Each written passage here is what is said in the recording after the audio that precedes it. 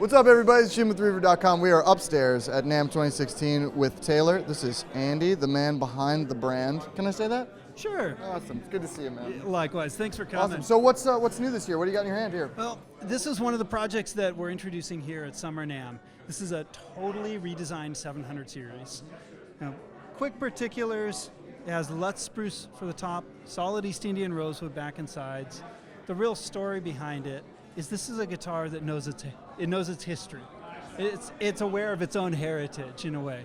Because all the parts of this guitar, the way it sounds, the way it feels, even the way it looks, it all points to a real strong, robust, real traditional kind of personality.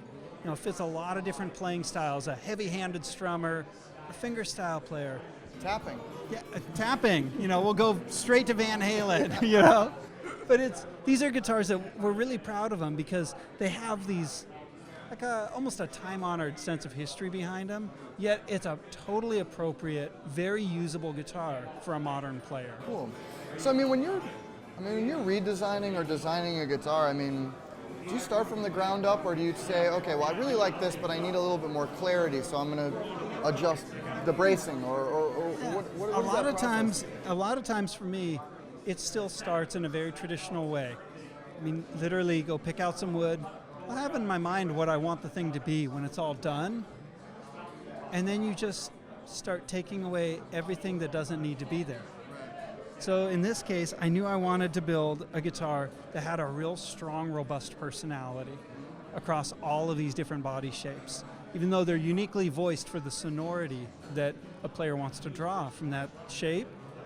So we'll take, in this case, Lutz spruce and East Indian rosewood. It's a whole different internal architecture than, say, our 800 or the new 800 Deluxe that we're introducing here at NAMM. Okay? Those are very high fidelity, very highly refined guitars. This features a different side of rosewood's personality. It's the real flamboyant, bold, dynamic kind of character. And so I wanted everything about the guitar to look and feel and sound that way. So it's a different bracing pattern, different weight of the top and the back. The way they go together is a little different. Maybe in details like the bridge plate, where the strings anchor, different design to maximize that aspect of this tone wood and this design's pairing.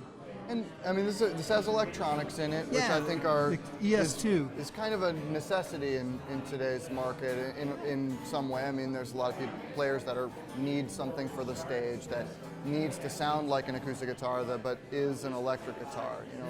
So how much of the electronics is informing kind of your wood choices or your design? Are you thinking about that, or is that kind of more of an afterthought? Really, my philosophy is that the instrument should serve the player. And the best music is coming from a relationship that's an ideal relationship between the player and their instrument. And so if the guitar isn't serving the needs of the player, then it's failing.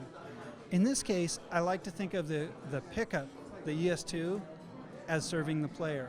It reflects the uniqueness of the particular guitar that it's in. Okay? So these particular guitars are real stage friendly because they're real capable, they're real flattering of a lot of different playing styles in a lot of environments. They'll handle a heavy right-handed or heavy articulation hand, the strummer who's putting some muscle into it. Right. They'll handle that well. They'll play well in a loud environment. They'll play well in a band setting because it's not so overtone heavy as to be feedback prone, or overly ringy, or masking, say, a vocalist or something. This is a little more direct and has a little heavier punch. Well, I don't think I'm alone in saying this. I absolutely love Taylor guitars. They're some of my favorite ones, and this one looks incredible. Sure, it sounds unbelievable too. You should check them out. They're for sale on Reverb.com. You can find them all day long. Andy, thanks so much, as always, man. I'll shred metal all the time. Yeah.